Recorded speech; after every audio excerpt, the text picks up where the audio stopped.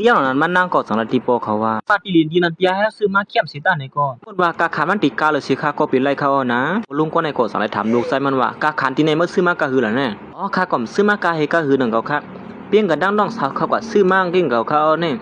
30 ล้านเหมือนกับดังน้องสาวเขาซื้อเก่งเขาค่ะย่างนั้นมันนั่งก็สัมปอมเคยยุ่มสีลองในนั่นเป็นสังเลยว่าเปลี่ยนไรในล่ะผู้ชายก็ในก็สังว่าที่ดินที่ในก็เป็นกุมารเตียนเฮาซื้อไว้นั่นเย้าเป็นศักดิ์ศรีมันไรอยู่น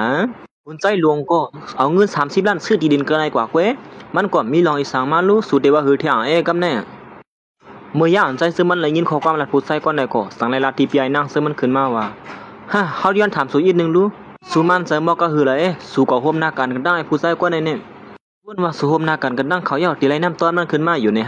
นก็ตีว่าซื้อไหนสู่เฮ็ดอำซื้อย่อในว่าเต้มันได้ก่อนเป็นก็หักเก่ามันใจก็จังหลัดขึ้นมาสู่ในซบแข็งเต้มีปุนพรอีสังตอนดาดได้มันนับตั้งพิษเปิ้นจังไหนหาดังพิษเปิ้นได้มันสะปุนพรสู่ก้วยหาว่าแต่สู่ยอมกันเหี่ยวล่ะร้องในผัวเฮาซื้อเฮาซื้อมาเนี่ยย้อนผัวเฮานี่มันกัดแขนเอาก้วยเฮ็ดล้วนก็ปู่เฮาบ่เปียงก็เป็นกะเม่งก็มันสุกอยู่ก็ร้องในเพราะว่าสุ่มกินพันซะก็ตีลินเตียนคือแค้มนะเฮาติขายบันสู่แท่งแล้วก็ละอยู่นะตีนั้นแค้มนะก้วยกับขันมันอย่างอีนึงก้วยกับสุ่มแล้วมีเงินอยู่เฮาว่าแต่ปอกในสู่ได้ตั้งคนยิ่งอ่อนน่ะซุ่มกันอยู่ว่าสู่หัวก็ผมไม่ได้กว่าอยู่ที่วันนอกพุ่นเหี่ยวละลุงก้นเป็นปอคนนี้ว่าเขาได้สั่งระดกขึ้นมาสู้ได้ป้นเรือนะย่าฮัดมาไว้สั่งที่ลูกสาวเขาล่ะเนี่ยดวงในมันเป็นลูกยิงสาวเขาคนไม่รัดความต่างเรียกอยู่นะผู้หญิงก็ต้องก็เป็นตุกเสือสิในรัดขึ้นมาว่าอ๋อความบัดอีกนึงค่ะเมื่อกี้ในขลัดนำกว่าอีกนึงเขาตีเตียงค่ะขัดถังเรียกผูกเก่าค่ะเก่งเขานั้นผู้ชายก็ในก็สั่งไหลลูกขึ้นมาสิแล้วว่าป้อมื้อเหลียวในเฮาว่าได้ปืนเข่ากว่าเหี่ยวละว่าเฮาท้องสงก้อนในเผเป็นคนเป้คนซุ่มนี่นั่นน้องยิงลองในปีหู้อยู่ว่าซุ่มย้ำฮับไรนี่นั่นก็อย่าไปไม่เซอสมาซุ่มกันสิตันนี่ก็ปีก็ติดตุ้ทั้งดุมลาสุกไว้นะสมาซุ่มเลยเป็นเจ้าห้องกันอย่างนี้ก็ในวันตั้งนั้นมีปีศาจอยู่เป็นก้อนนะนะยิ่งกว่าเนยย่างเหล่านั้นนั่งซื้อมันแต่ก็วนว่ามันนั่งติดซุ่มกันย่อในเสเขาก็สารขึ้นมาว่าลองซื้อไหนปอป่องซื้อเนื้อเรายิงกล้วยกาซื้อหือก็ย่อหน้าการข้างในเฮ็ดจำหลังอันซื้อโยมาเสก้นมากวนมีมาลองปีไอสุเฮ็ดในก็มันถูกแมนซ้อมปักเปิงอยู่ลินลูกซื้อมานั้นมันคืนกามันเฮียงสิตาในก็กล้วยกาปีศาจสุดได้และน้ำต้นมันนำสีลูกยิงย้อนเพื่อซื้อนั้นลองในปอกอมสาเหตุเด็ดปันลูกยิงหัวเมื่อย่านหลังนั้นกล้วยหนังเก่าใจซื้อมันก็สั่งให้ลูกขึ้นมาเสียนั้นว่าปอลุงค่ะแต่ปอลุงเฮาแต่ตัดเซ็นเซอร์ไว้น่ะป่นตีคายโยเตียนลูกไส้สุดซื้อมานั้นดำไปก็สร้างอีสามใจค่ะหือเมื่อย่านนั้นคนนี้อ่อนก็สั่งให้ลูกขึ้นมาเสียนั้นว่าเนสูเฮาว่าแต่ก็ย่ามันเสียละเฮายอมซุ่มเสียก็เป็นสังหรอกกองในเป็นตั้งพิษให้กล้วยเฮ็ดให้สุดเลยมาหยับเสือซ้ำเฮาแน่มันตึกลาดอยู่ว่าเป็นสังในนั้นกล้วยนั่นก็ไอ้ผู้ชายก็นั่นก็สั่งลาดงขึ้นมาว่าก็ว่าอยู่คนเลี้ยงเปี้ยเลี้ยงหมูเลี้ยงควายเลี้ยงวัวเลี้ยงควายในมื้อไหนมื้อซุ่มกันก็ไปยอมรับรองเต้มันหลงเมื่อย่านนั้นมันก็สั่งให้กับสืบว่าหาตีนาการนั้นสิว่าเฮาแต่ซะเฮ็ดนาการกว่ากำเหลียวเลยว่าเฮ็ดนั่นสิมันก็สั่งให้เอาที่ดินนั้นมันเอาพืชดินประโยชน์อันเพิ่นว่านั่นอันเท่านั้นที่บ้านที่ดินที่นั้นมันคือแคมกะหือในนั้นก้อยหนังเก่าเพราะมันตึกเปียงโพหันเซออยู่นั่นแม่ปาคนในตู้กว่าสิเป็นตุกเสือลงกว่ากำเหลียวอยู่เยอะเฮ็ดสั่งที่ดินที่ในเป็นนั่นมาเป็นที่ดินนั้นแคม10เปิ้นที่ในเวียงนั่นหือล่ะนี่ต้นยำยินมามันมีปลูกสิปอเฮ็ดสั่งปลูกสัมปอติหมดเสียแล้วนั่นป้อนั้นผู้ชายเจอในกบสัมปอตุกเสือลงกว่าห้างผามันอยู่อีสังเหรอมันเป็นอีสังติดนั้นมาเมื่อย่านนั้นปลูกว่าแมงเมาแล้วสัมปอบินเกี่ยมกว่าเสียงนั่นก็สั่งให้กับ15ลูกน้องมันเป็นอีสังเตี้ยแน่แมงเมานำแก้มาผู้เหมือนกันค่ะนะเฮ็ดสั่งปลูกสัมปอติมกว่าเสียงได้แมงเมาบินปกปีกผาหูผาตายในเขาย่านนั้นใช้ซื้อมันได้ลักเคยคุยอยู่ย้อนปัวมันใช้สั่งให้ปลูกนั้นมานั่นขนาดเนาะเมื่อตีลินที่ในสุกซากเมื่อเดียวเพิ่งวันนี้เต้ผู้ชายคนใดก็เป็นอันตรายในย่านในสนามปีกวิดีโอไม่ได้กำเดียวลูกก็ขั้นหาหนาวปลูกพินผาตัวเขาเมื่อกำนี้แหละเมื่อย่านนั้นคนนี้ก่อนนั่นก็แยกมาใจซื้อมันเสียแล้วว่าโอ้เป็นเขาสวยไปเขาแทงปอกนึงเยี่ยวลงในป้อนนั่นเต้ย่านนั้นมาโดนในก็สั่งให้เรียนคำหาใจซื้อมันในมันเป็นลอกไล่เมื่อ2 เจอเมื่อเฮ็ดเท่าตีนั่นนะเฮือนมันลู่ซุ่มแทงเหรอในกำในได้ทราบเมื่อหวังเป้สิตาในก็ดีซื้อมันก็เงินตีนั่นนะเฮือนเท่าไหร่เหมือนกันก็ในเมื่อลาลีว่าในเฮมาโดนในเองวางกันแก่นั่นอย่าไปมาลาลีต่ำตั้งพิษก่อนเจ้าในเหล่าโมโกมาโดนในหู้ร้อนใจซื้อมันเฮาเมียงมาว่าตีก่อนเปลี่ยนเปียนางซื้อมันก็ซื้อตีลีนั่นก็จากไหนมาลาอยู่ที่ใจซื้อมันนั่นอยู่เย้าอย่าลาลีแต่ต่ำตั้งพิษกันเจ้าในย่าเหล่านั้นมาโดนในก็สารขึ้นว่ามีหมาตัวนึงเมียวตัวนึงมาลาเนี่ยเฮาตั้งสิ่งตั้งหมดเยาว่าร้อนสุเฮ็ดจังนั้นนั่นใจซื้อมันก็สารขึ้นมาเฮ้ยที่แน่ๆเป็นเฮือนคนบางมีให้ซื้อเหือเมียวลายมาแผ่วที่ไหนมาโดนในก็สั่งลงขึ้นมาว่าเมียวไล่ตัวนั้นมันกว่ากูตีคือล่ะชมเฮือนเฮาได้ก็ใกล้มาว่ามาละเด็กก็ว่ามื้อจะเมียงเมากว่าที่ดินนั่นในว่าเมื่อย่านหลังนั้นค่อยหนังเก่านั่งเสื้อมันก็สั่งขึ้นมาว่าตั้งสิตั้งหมดเนี่ยเป็นย้อนปืนสูตร2เสือหือยินส้มเตี้ยวน่ะอันสุดเทียมเฮาไว้นั่นใส่ก็สั่งด้วยนาของซุ่มเขาสินั่นสิว่าลาลีว่าเต้งก็สุในก็เฮาติมิตมันกัดอีสังเฮาเมียงเมาไข่กว่าที่นั้นบ่เป็นผมเป็นเกียในลาลีว่าเต้ในสุในก็คำขึ้นเหลียวไว้เมียงเมานำลงไปเป็นแต่นั้นเฮาดีกว่าที่เรามาปล่อยสุในก็ลาลีว่าเต้มจะหรอสุดแล้วจังไหนสิตาเนี่ยก็เฮาฮู้อยู่นะมันเป็นสุ เนี่ยนะคนยิงอ่อนในก่อนแรงแล้วถึงดอนเมื่อใจเจอมันก่อนลัดต่อปกนั่นอยู่เย้าเมื่อพ่อเฮาตีออกมานั่นสุรัตว่าสุดด้วยปกที่ในนั่นเมื่อย่านนั้นผู้ยิงก็ได้ก็จังลัดขึ้นว่าตีเดียมันก็ลอกไล่สู่ก้อยหลงในลวงในสู่เฮียแล้วในย่านนั้นคนยิงอ่อนในก็จังว่าอึดชอบสู่ไว้ในเป็นตีกันเฮาสู่อยู่เป็นมาสู่ยุงจอมละลองในมันกับไก่กันดังสู่สีอินก็สู่ฮู้ก็ใครว่านั้นจิเมื่อไกลว่าก็ตุ้ยนาสู่ในมันคัดตีนว่าคัดตีนก็บ่ลุงค่ะเมื่อเหลียวได้เต็ดตัดไหลเขาอ่อนนะว่าเป็นคนเป๊ะเป็นคนซุ่มนั่นเมื่อย่านนั้นก็นั่งเก่าไอ้ผู้ชายก็ในกลุ่มจังว่าคือจัดลำอยู่เฮ็ดนั่นน่ะบ่เท่าในก็สั่งถามว่าสู่ยุ่มเซออยู่ฮะบ่ลองในมันนำเซอให้มือสู่เต้ๆในนั่นเมื่อย่านนั้นคนยิงอ่อนในก็สั่งลัดขึ้นมาว่าพ่อสังว่าปลูกซึ่งอยู่ดีเลยมาสิตาในก็เรียนเตียนพี่ไส้ค่าซื้อไว้เนี่ยเฮ็ดอี3ไร่10เมียวค่ะอย่าว่าตี30ล้านค่ะละปานหลายๆก็เพิ่มเอาขยนในเขาว่าที่ต้องในสู้เงินไปหลายๆค่ะว่าได้เมียวบ่นั่นฮะบ่บ่เต็มมาล้านก็เขาซุ่มอันล่างมันยกเขาในปอใครฮู้เมื่อยันนั้นผู้หญิงก็ในก็สั่งลงขึ้นมาแทงว่าสมาติในมีปลูกน้ำสิตาในก็เขาเปิ้เอาแมงมันนั้นออกนั่นน่ะนะเขาเอาแมงมันขายเลยนำก็ค่อยมื้อเดียวเนี่ยเอ้ยว่าตีดินที่ในสมัครคันมันปอสิตาในก็ถึงกานะมันก็คัดเจอลาดปีเจอหนึ่งก็ไอ้ผู้ใจก่อนมาซอยแถมคนใจหลวงก็ชื่อนั่นเด้อเมื่อยันนั้นคุณใจหลวงก็ยอดปัวมันซุ่มเงินนำแล้วเลยสั่งให้ผ่ามือห้ามมันแก้ผู้ใจก็ในกำเหลียวเฮียงปินย้อนเมื่อนี่ก็ซุ่มเงินนำแล้วเมื่อเป็นมาลัดเตอลัดเนืออยู่รู้นี่ว่านั้นก็ว่าอยู่เลยเฮ็ดสังมาเป็นเสรีบ่เป็นอันไหนขายตีลินซุนั้นป้อนก้อยที่เดียมันก็ปลูกนั่นน้ำบ่เป็นอันไหนเกี่ยวหลงหม้อที่เดียมันก็เมื่อยิงอ่านตอนที่เปลี่ยนเหรียญเอาเงินก็เกี่ยวหลงหม้อใจคนในคนเนี่ยทราบเรื่องว่าคำเลยวนจึงนั้นเด้ๆข่าวนะคุณใจหลวงข่าวยังอ่านโฮมนาการบ่เลยเฮาเด้ๆข่าวแน่จะเหี่ยวจะว่าที่อันนั้นใจซึ่งมันก็งี้เขา2ก็อุบกันสิลัดขึ้นมาว่าอ๋อติเดมันก็ซื่อๆตีดินที่นั่นยอดปัวสุดที่อันโฮมนาการกันดังเขานั่นสิที่อันเฮ็ดล้อมซื้อโยตอนตัดเด็กเข่งนาการกันดังคนยิ่งอ่อนในก้อยหลงในหม้อความสนั่นก็จะอ่อนขนาดขึ้นมาว่าเฮาวนว่าเขาเป็นคนลีเลลักเหลี่ยมกัดแขนเด้ๆติเดมันก็เรียนล้อมซื้อโยซะหน่อยก้อยหลงหม้อว่าเขา2ก็พี่น้องเข่งกันได้โดยลองตั้งนำกัดตัวเจ้าเก่าในที่เดก็เป็นคนหมอแพทย์หมอเรียนลงเส้นเนาะป้อนนาการก็อาปันมันได้สุกซักเมื่อเราในไอ้ผู้ใจก็ได้จะลาไม่ห้ามมันโปงเนาะอ้าโปงอุกลางอีอะไรว่านั้นมือเลยเนี่ยเขาเตะท่าเยาว่าเผลอเป็นก้นเป้ก้นชู้เหมือนวันนั้นนาการปอกในที่ปุดเตี้ยนเอานาการเก่ากว่านั้นได้ก็อำเซอร์เพอนังเก่าเปลี่ยนลูกยิงสาวก่อนในกวยก่อนที่อยู่กับอาปันไรในย้อนปวนนำกัดมันในคึกเข้มเด้อนางก็เป็นอันยินส้มเด้ว่าเยามือย่ำนั้นได้ก็หา2ตัวในก็มือสุกซักเอานะครับนั่นได้มันก็เป็นอันยินส้มตัวผลยิงอ่อนนั้นเด้ว่าเยาเป็นปีไอมันนางก็เป็นอันจะรับใส่กับคนอังกี่หุบให้นะน้องคนนี้อ่อนนะก็ยินส้มหนาอะไรสั่งไรซอกกอดปันปอเขานั้นก็มียินส้มได้ค่ะนะอันปันคับเป้กว่านั้นก็ปอปันเป้มือเป้ก็มือสู้ก็ปันชุ่มนั่นน่ะปีไอมาได้ก็กบสั่งละหือจ้อมาเยอะว่ามือซึ่งมันก็เป็นยินส้มสีสั่งไรตบมือสวยเฮ็ดอันนั้นน่ะไอ้ผู้ชายก็ได้ของมือก็บอกกันว่าคือปืนก็ตบมือบนคนยิงอ่อนนั้นฮักเผาฮักมันน่ะตอนทำมันใช้ได้ซุ่มกันอันที่ไปออกกว่าใช้ซึ่งมันถามว่ากำก่อนแล้วเมื่อไกลเฮาเลยรัดไว้อีสังกันไหนสุลืมพอก่อนเฮารัดปันก้อนมันกันไว้นั่นห้าอีสังเที่ยได้มือยามก่อนเป็นปีไอคนนี้อ่อนซุ่มเสียอันที่ไปออกกว่านั้นก้อยนางเก่าใจซึ่งมันก็สั่งรัดขึ้นมาว่ากำก่อนได้นะสุลืมย่อห้าเลยรัดอีสังไว้ในนั้นเมื่อสับเด็กคลาอีสังเที่ยงหลา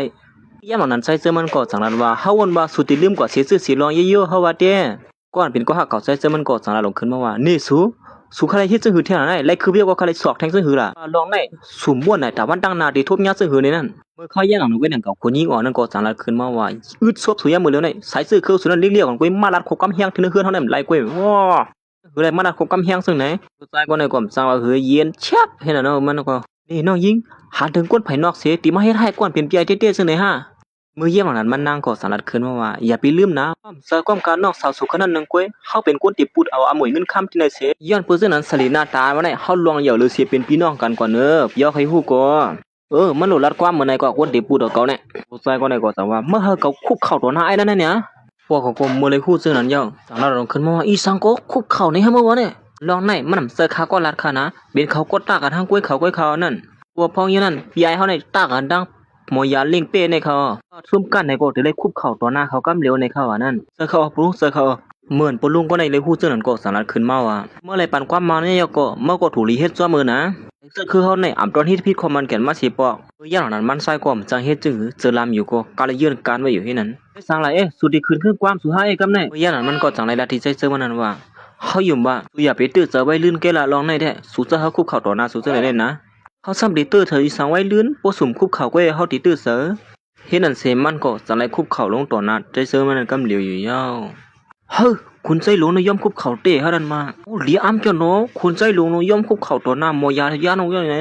ซ้ำป้อมง่ายคนใส่หลวงสีเราหลวงก็ไม่ได้บ่ดันมาอ่อนตัวเองเมื่อย่ำหลังนั้นใส่ซื้อมันก็สองเลยถามมานั่นว่าเปลี่ยนชื่อคือพ่อละกำแน่เตี้ยนปันสุยาวนะเขาก็คุบเข่าซึ่งหนังอันลาดนั่นอยู่นะก็ไม่ได้ใจซื้อมันก็สังรัดมาสู้คุบเข่าเยาเฮ็ดสังซ้ำกุมโหสีละกุมโหอีกนึงกว่าโมก็ไอ้นั่นได้ก็เสือหลำปีเสือปีข้อเมื่อย่ำหลังนั้นได้ก็มันก็สองเลยคุบเข่าต่อมานั่นสิกุมโหมันต่อมาอยู่เยาเมื่อย่ำหลังนั้นได้ก็เหมือนมันคุบเข่าลงสีกุมโหอยู่นั่นก็อย่างก็โมโหเสือไม่ได้ซ้ำพวกติดตึกที่นั่นน่ะกำตามือไม่ได้ซ้ำพวกเกียนแก๊กๆเนาะไว้เนอ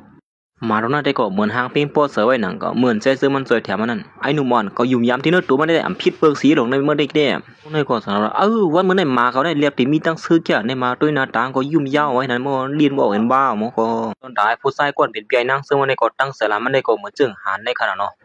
มันจะหลับหมอกหือในนั้นก็เขียวมันเตี้ยนี่มึงไว้เสียปังกุมนั่นเย้าตัวหลิงงามเย้าก็ใส่เจอในนั่งซึ่งมันก็สายมาปลายเรียนจอมผังไหลนั่นอยู่เย้า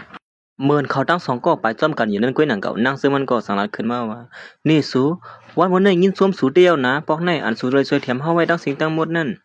อันเป็นสังเหรอเขาก็ใจเยอะอันขนาดนึงก้อยเขาก็เลยเจอหน้าพี่ชายสูก็คือหนังเก่าเขาก็แค่หมังหัวเฮาอยู่แค่เก่านั่นซึ่งหือก็เย้าปอกในเพราะว่ามีสูในเขาก็เตรียมเอาเป้เขาไล่สูสวยแถมเฮาไว้ปอกในสุขะไลอีสังในก็ลาดเฮาเลยนะว่าเฮาเฮ็ดปันสูไลเนี่ยเฮาติเฮ็ดปันสูก้อยใจเจอมันในยินเจอนั่นก็โอ้โหว่าหือนั่นมาเขาเตรียมตอบเถียงอีสังสุขึ้นนะหนังสุขะไลนั่นเฮ้ยสุสังกึดเปียละในเป็นสังกว่าละสติห้าปอสุลาจนนั้นเฮาเฮาสะเฮลีงว่าอีนั่นแน่ก็สติสุขะไลอีสังละลาดมาเลยปอจนนั้นก็ห่อมเก่งเสือสวยว่าเฮาขับขึงยามมื้อเหลียวนี่เฮาโอ้เขาตีย้อนอีสังตีเฮาล่ะนี่เมื่อย่ำหลังนั้นนางซื้อมันก็วนว่าใส่ซื้อตีย้อนอีสังตีมันในอยู่เฮ้ยมังเผาเขาตีย้อนตั้งหักตีเฮาในต่อเขาย่ำหลังนั้นก้อยหนังเก่าเขาตั้งสองก็สองไล่ตุ้ยนากันสิให้ปั่นกว่าปั่นขึ้นเห็นอันนี้อย่างน่ะความก่อมไปลัดเขาก็สองก็ไปชุบกันให้กั๊มตอนตามันนางแท้เสือตื่นเต้นน่ะย่อร้องในย้อนปัวมันนางเปลี่ยนอันเลียสิสังลัดขึ้นมาว่าเฮ้ยมันไปใส่ขยะมันย่อร้องในเฮาว่าแต่เฮาไปพร้อมนาเมื่อเร็วนี่ตั้งล่ะส่วมปานยะฮะซึ่งสุรันว่าป้อสุเฮ็ดปันเฮาไรเนี่ยสุติย่อมมันกูซื้อกูลองไหนล่ะลองซึ่งไหนเฮาก็ถูกลิบ่นตุ้ยยุ่งกับสุก็เพราะฉะนั้นใจเสมันก็อมเลยเต็กถึงอีสังที่เนี่ยมันนางอ๋อก็ย่อแล้วป้อนั่นก็เพราะฉะนั้นก็เฮาที่ก็อุ้มกันดังปวกเสียเฮาอุ้มกันดังสัวว่าเขาเยี่ยนการบัดแทงอีกนึงสุซ้ำเตก็อุบีสังที่เขาล่ะปกซื้อนั่นน่ะร้อนเฮาอังเตย้อนสุนั่นเตก็สุซวยเฮาซื้อขึ้นตีลินเตียนเปียสุซื้อมานั่นที่นั่นก็เป็นที่เดียวนั้นคือแคมและเปลี่ยนกลางเว้งลงตีนึงเพราะฉะนั้นเฮาเตปืดคงยาสัตว์ตีนั่นนะเฮาปกซึ่งออกกว่าที่นั่นเตตั้งสิ่งตั้งหมดนั่นน่ะนั่งก็มื้อเลยยินซึ่งนั่นจังแล้วไอ้สังก็สัวคือกว่านั้นคันไอ้นึงก้วยไหนกว่าร้อนสุติย้อนเฮานั่นเฮาถามว่าสุติเกี่ยวกับเฮาไหนนะคันไอ้ก้วยสุวรรณอีสังอยู่ล่ะนี่ผู้หญิงก็ในวนน้ำน่ะย้อนได้มาเฮ็ดนั่นเสสลายตัดมาขึ้นดีปีไอมันนั่งในลูกน้องมันตั้ง2คนนั่นปิดหือว่าปินย้อนปื้อเมื่อนี่เขาซุ่มกันน้องสาวเขานี่มื้อเลียวนี่ซุ่มยังหือล่ะกำไหนเขาก็เลยเปลี่ยนโหหน้าติปูดเอาเงินค้ำนั่นไอ้ผู้ชายคนนี้ก็สารนั้นคือว่าเฮาก็ซุ่มเปิ้งกันนั่งสู่คันนะร้อนเฮาขายปันตีลินสู่ถูกๆขนาดนั้นย้อนเพราะว่าเฮาวนมาป้อสู่เลยปูดเอาเงินค้ำย้อนไหนเฮาได้เลยโฮมหน้ากันสู่กว่าเขาเย้านั่นนะกะมื้อเลยมาเปลี่ยนชื่อไหนก็ไปลองหยับผืดตอนตาเฮาเตมื้อเลียวคนโฮมหน้ากันนั่งเฮาก็กลับสืบมาหาเฮาเสมาย้อนเงินของผู้โอนกว่าเสียงเนี่ยมื้อทางเอาเขามีเงินอีหังแฮงล่ะมื้อซุ่มนำหนาวคือแล้วนี่ปล่อยเฮาหยับเสือซึ่งแหนมไรคันนะมันก็สารนั้นคือว่าเกาตีซวยสู่ซึ่งคือล่ะตัวหนังตูเขาก็เอาตำรวจสิหยับเสือลองในมาวนอีนึงรอลินเตียนซื้อมานั่นก็เอากว่าปันที่แล้วก็พะเริ่มใครแล้วรู้กำไดเขาซ้ำตีให้จะคือใครออกขึ้นเดียวล่ะมือย่ำหนังนั้นก้อยหนังเก่าเสียงพงนั่นก็สังในหลังขึ้นมานั่นได้ก็เป็นพ่นกับสืบมาหามันตอนตัดได้ซื้อตีลีนั่นก้อยหนังเก่าฮัลโหลว่าคือก็มีลองตั้งอย่าเผื่อดิสังพะเริ่มกับสืบมาหามันนั่นมาเป็นกุดลองอย่าฮะดออีสังก็ว่าคือล่ะนี่อ๋อก็ไรมีลองหยับสังเหรอไว้สิมันวางพงกว่าเยาก็มันสั่งหลายลัดขึ้นมาว่าเขาซื้อขึ้นตีลินเตียนเฮาซื้อมานั่นสิกาคัน30ล้านในว่าตีว่าคือล่ะไอ้ผู้ชายคนนี้ก็สั่งนั้นขึ้นมาว่าอ๋อลองในลีเขาเป็นข้าวยามลีตอนตาเฮาเยอะเขานี่เพราะว่าเขาคาไลนี่ก็เฮาก็ฮ้องเขามาสิกำนึงสุดเอาหมวยเงินคำนั้นก็ที่มาตุกเป็นตอนตาสูขึ้นก้อยค่านะเสือเตียลองสุรามาในเมียนเตมื้อ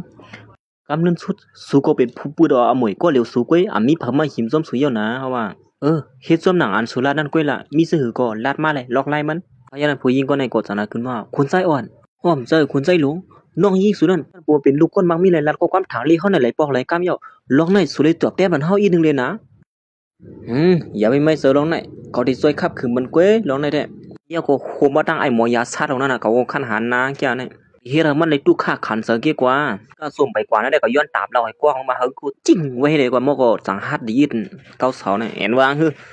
ก้อยกามือย่ำนั้นมือนมาลำตัวนั้นเลยยินมือเขาอุบกันอยู่นั่นเฮ็ดนั่นเสก่อนเป็นน้องยีมันก็สั่งไหลมาด้วยตีลิ้นส้มหนานเขาลาดกันไว้นั่นมันนางก็มาก็เร็วเสอ่างที่ซื้อที่ดินนั่นเสกว่าแปลนลองเสือตื่นเตียนใจเสื่อมันไหนเย้าซึ่งนั่นได้มันทำไรลัดในใจเสื่อมันเสมาด้วยตีดินนั่นหังก็เหลียวมันนั่นเองอันตีปุดห้องยาซัดก้อยม่วนถึงเฮาสิอีท่านเนื้อเสือสุดนั่นม่วนถึงเฮาอีด่าการนั่นก้อยหนังเขาไพ่การนั่นก็จะได้ถ่องสปันนามันนางกำเหลียว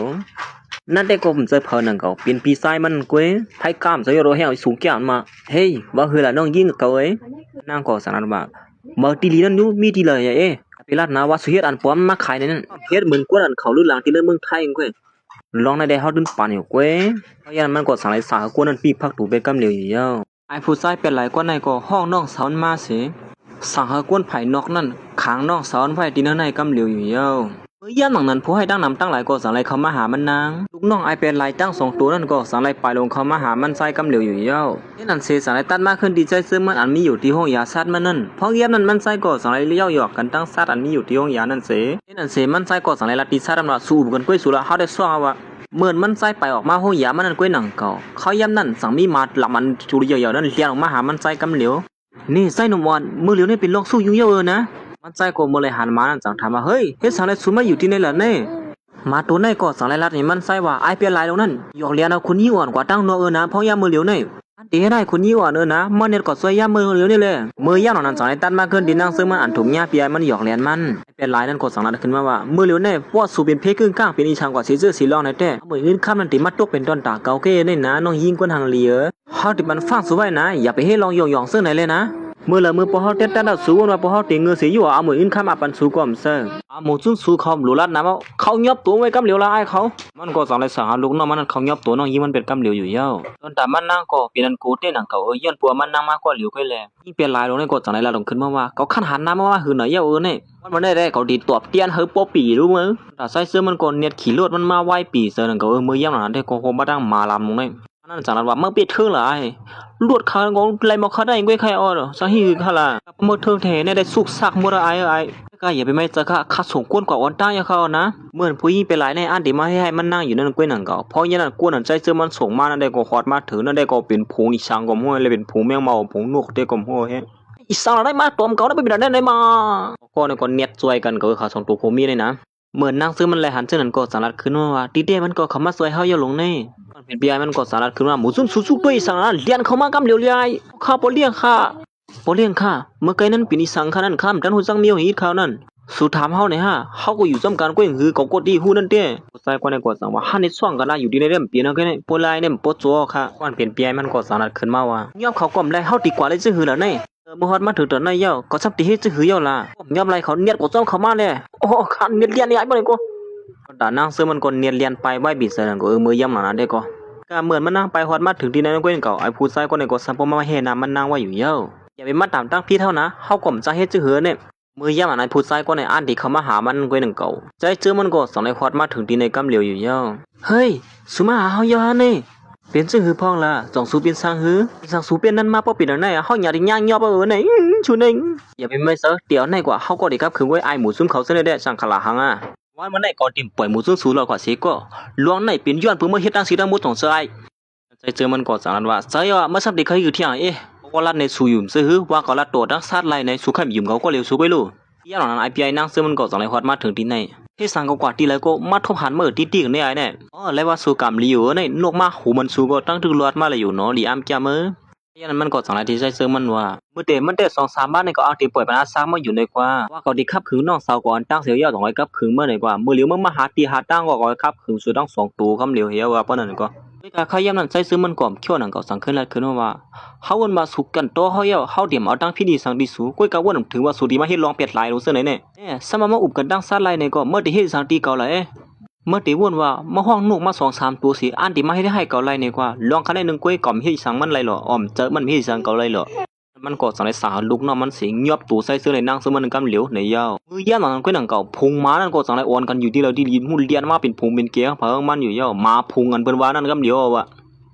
อีสังเนี่ยสลายว่ามาพุงมันเป็นวันเปลี่ยนเต็งกับเหลียวก็ช่วงกันอยู่ก็ได้ ปื้ยามมันก็หนังเก่ามาในก็สังไลออนกันมาเป็นพงเป็นแกจะไล่ซ่องก็ได้อยู่เด้เป็นการไม่ได้มาได้ไอ้ผู้ชายก็นั่นก็ย้อนปลูกนอนไปเบ็ดเชียงเลยจังละตีขาส่งเขาคู่เมียเนี่ยว่าขับขึ้นกำเดียวเลยถึงอีสังแทงละก็หนังเก่าใจเจอมันก็จังไลห้องมาลามนั่นเรียนมากำเดียวอยู่ลามนั่นก็จังไลมาเกี่ยวขี่มันขึ้นกำเดียวอยู่อ้อยจะไล่อยู่มาตรงนั้นเกี่ยวขี่ก็เดียวเนี่ยมามันก็จังไลถูกเนี่ยมาลามเต็กมันกึกลิ้นไว้นั่นเนี่ยปื้ยสังเราได้ควันเหียเป็นมากำเดียวเลยฮาเหียมาเขาจังไหนฮะสมมติเนี่ยก็เป็นพายก็เป็นโปเมอร์ได้มู่เนี่ยในว่าเป็นว่าเป็นโปเมอร์ว่าอ๋อยินส้มค่ะปลุงห้องมาจ่อยยังนั้นปลุงในก็2หลายห้องลุงน้องมันตั้งนำตั้งหลายเสีย2ตัวในก็มันสาเฮ็ดจังหือยังซ้อมกวนผิดโกงเขาหน่อยหยาบซะก็มันอ๋อค่ะซอยใครอีกนึงค่ะได้นะหมาปอเฮาควบค่ากันนี่ถ้ามันใครอีกนึงนะค่าผิดกว่าเย้าจ่อยไปใครอีกนึงค่ะยังนั้นปลุงก็ในก็สารตีหมามาปอกมาให้รู้หมากาหมานั่นก็ป่องความปลุงก็ได้แหละก็นั่นก็สาเฮ็ดจังหือสังหลายเฮาเจอมันก็ลาดปานใดเย้าลาดมันตีหมาของอีลูกก็บ่ป่องความเมิ่มความหมาเนี่ยเฮ้ยมาลามอย่าไปคบอย่าออกมาเฮาละก็กินน้ำพันเจ้าย่องก็อยู่มาตอนสุปอกมือตีล้านเฮาสิมื้อหามาไม่ห่างลีหมานั่นเลยยินฉะนั้นก็สลายปล่อยเป็ดไอ้ผู้ใส่เป็ดหลายในกำเหลียวอยู่ยาวเฮ้ไอ้ใจหนุ่มอ่อนเมื่อลาดจะหน้าว่ามื้อที่หามาเมียบ้าบันเก่านี่นั่นอ๋ออย่าไปไม่ซะคาที่อ่อนมือเมียก้อยไอ้ผู้ใส่ก็ได้ก็สลายลุกขึ้นมาให้ความจังว่าหือน่ะปอกเขาก็สั่งว่าเมื่อได้เป็ดหลายบ่เลยอยากกว้างก็อยู่อำกะอันที่มาให้ป้าน้อยยิงมื้อแทงก่อนหานี่สมัสดีให้โปเมก็คือก็ยาวโปเมอันว่านั้นตื่นวางความปันลูกอยู่ตาสิเมื่อกาวันเมื่อไหร่มาเฮ็ดป่นเลยนะป่นเดียวมาเฮ็ดป้าน้องสาวเมื่อเสนอไหนก่อมวางความมันเมื่อไหร่ซึ่งคือก็วันเมื่อไหร่สมัสน้องสาววางความมันสิตาไหนก็เขาตื่นวางความมันเมื่อไหร่พวกข้าความมันใครยิงเขาเนี่ยซึ่งก็ข้าเป็นลูกชายปอกองเขาเนี่ยยอบหมูซุ่มเขากว่าดังสินั่งมวยอยู่กับขั้นหันหน้าเขาลองในมันกับไก่สังกันดังค่านะเขาก็สั่งค่าเฮ็ดใกล้เขานั่นเมื่อยันนั้นหมูซุ่มเขาหนังกันผิดกันขึ้นน่ะเป็นย้อนปื้อเมื่อเนี่ยพวกเขามาสั่นจังเขาได้สามสยันบุ้มก่อมเลยชวนเจ้าไหนก็ได้มือผู้หญิงก็ในก็สั่งขึ้นมาละดีใจจังมันว่านี่สูตั้งเสียงตั้งหมดเลยเป็นย้อนเพื่อเขาเปลี่ยนเหรียญเฮาสิเฮ็ดให้สูเกในมันสกังสะเฮาได้ๆนะคว้างปันเฮาอีนึงเลยหันถึงเฮายามอยู่ซ้ำกันมาผู้ชายคนนั้นก็สั่งว่าเฮ้ยอย่างลาลีวางกันแก่ไหนเป็นย้อนเพื่อสูเกใน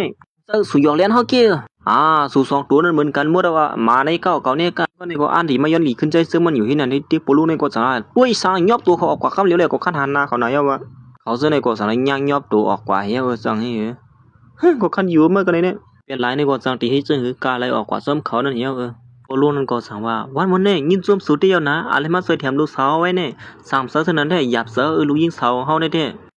อ๋ออำเป็นสร้างข้าล้อซึ่งคือก็เย้าคัดตื่นมาจ่อยอยู่เย้าเพิ่นหังเรียนเฮาได้แท้ลุงนั่นก็สั่งว่าซึ่งคือก็เย้าสูเป็นคนมีกลุ่มมูลเนื้อเฮาอ๋อเฮาเลยยินว่าสูดีมาปืดห้องยาสัตว์ที่ใน2เสือหืออ๋อเจ้าอยู่กับเขาอ๋อ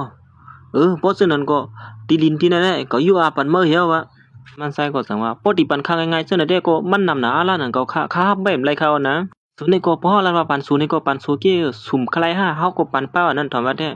เฮ้สุก็อย่าไปมาย่อๆเฮาซะนั่นแหละนะในเต้ๆลุงในก็สั่งว่าเมื่อละสุ่มใครฮับในก็นั่นก็เฮาเดียวลูกยี่เฮาในอาปันป้าเหี่ยวไอ้บ่นั่นก็ไว้ว่าเปลี่ยนเงินสู้ตอนตาสุดีเตนะเฮือนจำกันในนั่นนะพวกเฮานี่ก็ไว้สังกำหัวลีไอไหนเขาหักไรค่าก็แต่มันฮู้กว่านั้นลุงในจังนั้นว่าจองตีเอาเฮ้เกาลูยิงกับอาปันป้าสูเนี่ยตั้งหูบรังตีลินดินในผมเอาได้ก็บ่หึงเมื่ออีแล้วบ่เอาเพียวคาโลคุณยิงก่อนทางลีบ่เป็นแล้วเนี่ยเอาคนเงยยามนั้นนางซื้อมันก็ลักซวมอยู่ดินเสืออย่างก็